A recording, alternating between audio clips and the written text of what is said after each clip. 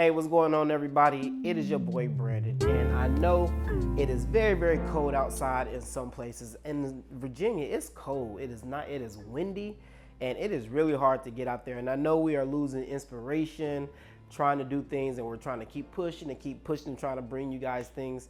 But the weather just sucks right now. So today, what I wanted to just bring you guys today is a few tips about shooting indoors and doing a studio photography. Now, there are some tips and some tricks that I'm going to share with you today about some things that might help your studio photography actually get a little bit better. And these are just like a little few things that I found that has helped my studio photography, helped me actually to balance light and actually help me to feel light even more. And it's actually some really, really good stuff. So without further ado, here we go.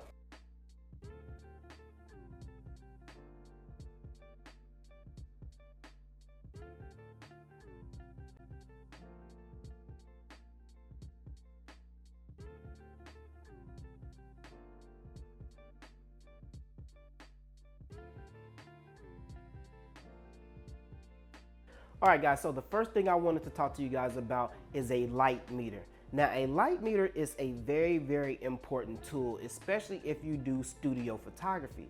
So as you guys know, on location photography, I do not use a light meter because the ambient is so great outside with the sun and the clouds moving and everything, that everything is fluctuating. And it's really, really hard to use a light meter. Now, your camera, a lot of people will tell you, well, you can use your camera as a light meter because there's no better light meter than your camera. That's absolutely true. I agree with that. That's why I don't use a light meter out when I'm doing on location. But when I'm in the studio, I always use a light meter. Now, when you set a light meter in the studio, since the ambient doesn't change inside, and since you're really going to be shooting at the pretty much the same settings all the time, unless you're trying to do some other type of creative look, once you find your aperture and your shutter speed inside your studio, that's pretty much all that you need to do. So using a light meter is very helpful. It allows you to stop guessing. It's very, very accurate, but you don't have to sit there and fiddle and fondle with your settings, with your flash power and everything to try to find out what is a proper exposure inside your studio. So what I do use in my studio, I use the Sekonic L-308X uniform, or X-U. This light meter is a lifesaver, especially when I'm inside or if I move to another location inside my house and I want to get a nice proper reading of my model. And it's really, really great. So the way I use, there's a lot of different modes on here, but I only really use one mode.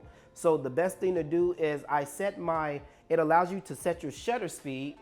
And on here, as you can see, I set my shutter speed to at least 250th or 125. Now, the thing about this is it doesn't go to like 160, 180. It only gives you 250 and 125. So normally I set my shutter speed to about 125 or I actually set it to 250. And then basically what you do is you hold this button right here on the side. And once you hold that button, what you do is you place it under the model's chin like this, and then you press the flash and it gives you a flash output reading. And that's basically how this works. And it tells you what your f-stop, it gives you your f-stop, what your f-stop should be, all right? And that's basically it. And once you do it, you dial in your f-stop and you basically off to shooting. And then you can adjust and tweak from there how you want to. But it's very, very, very, very accurate, and I absolutely love it. And basically it allows you to go further back from the light. If you want her in a certain location, you're going to have to get another reading. When you come forward, you're going to have to get another reading. So I know there's going to be questions. So I'm going to tell you exactly why, so you guys understand why you have to go back. So here's the reason why. If you're way back, if you're further back, you're going to get a lower f-stop number. If you're closer to the light, you're going to get a higher f-stop number. Here's the reason why. So if I'm right here from the light right now, moving away from the light source, and I hold this button and it gives me an f-stop reading about f4, f3.2 or something like that. Basically what that's saying is that there is not a lot of light being projected from your light source until it hits this light dome on the light meter. So what it's telling you to do is giving you a lower f-stop number because it's telling you need to open up your aperture and let more light in. That's what it's telling you. When you move closer to the light source, you're going to get a higher f-stop number. That's telling you that this light that's hitting this light dome right here so close, there's a lot of light hitting this at 2/50th of a second, 100 ISO. So since it's hitting this dome really, really close, it's getting a lot of light. So in order to compensate for that, you're going to have to dial in a higher f-stop number, which means you're going to have to close down your aperture to basically balance the light exposure. And that's how a light meter works. So the closer you are, the higher your f-stop number. The further back, the lower your f-stop number. And that's basically that's how it's being read. Get a light meter. I'm gonna make sure this is in the description. The one that I use, it is absolutely great. It's never, ever, ever wavered from me. It's always been really, really, really accurate. So I highly encourage you guys to pick up a light meter. If you're stuck inside and you're not really doing too much, you still want to do some shoots, make you a little makeshift studio, get you a light meter, get your exposure down, and get off the shooting. It's much, much better to get it done instead of having your model or something sit around and then just waiting, and you're going through your aperture, going through your shutter speeds, going through your flash power, trying to get the most accurate exposure before you shoot. Get your light meter.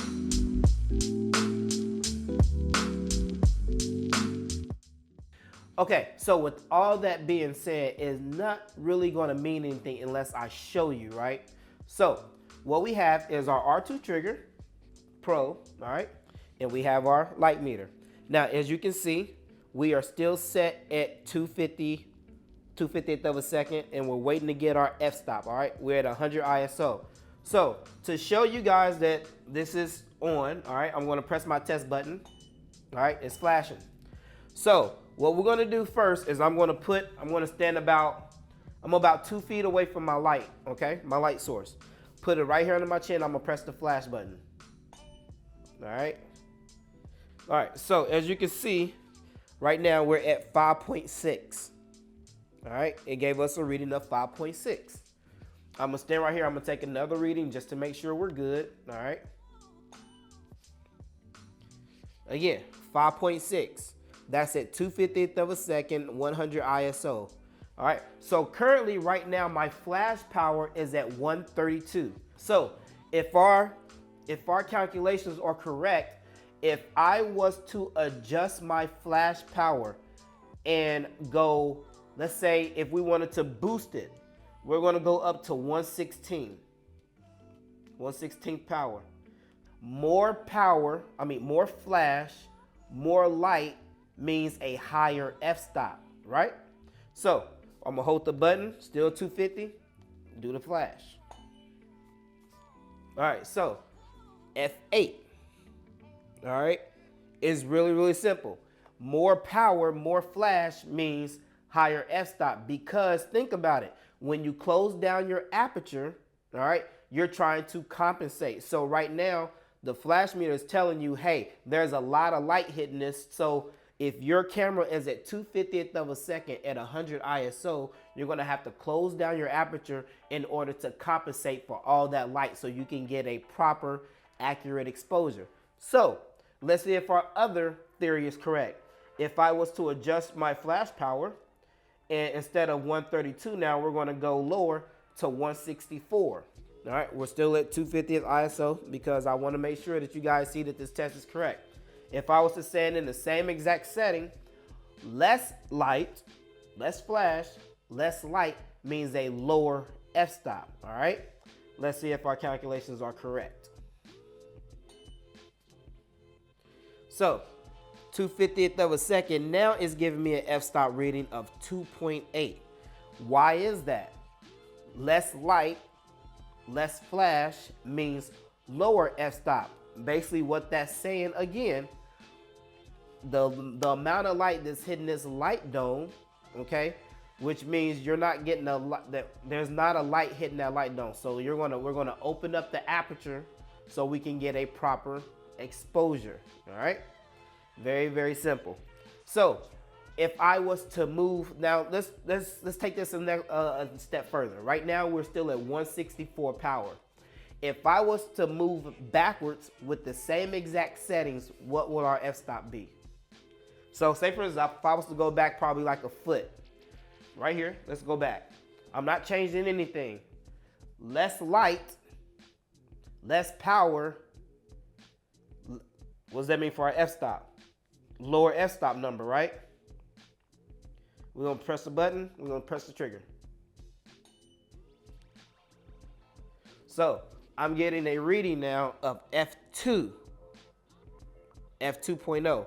If I was to keep going back and back, the f-stop would get lower and lower and lower. All right, basically it's opening up the aperture because it's saying, hey, it's too dark. We need more light. We need more light. So that's exactly how a light meter works, and it's very, very accurate. So I really hope you guys now understand using a light meter and basically positioning your model and how being close to your light source, being further away from your light source, and how all this works. I really hope this was helpful.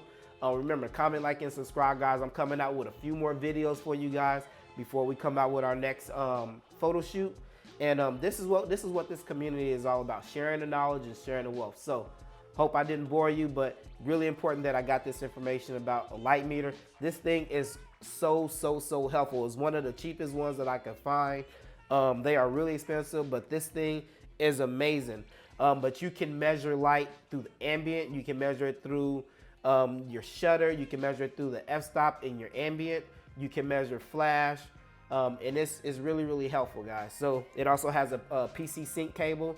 If you guys don't use like that and you want to hook it up through PC sync, you can do that also. And yeah, I will highly recommend you guys check it out. Until next time, guys, comment, like, and subscribe. If you're doing, the hell? What was I saying? Does anybody got some tissue? All right, so right now my flash power, I will highly recommend you guys check it out. All right, I think every shit.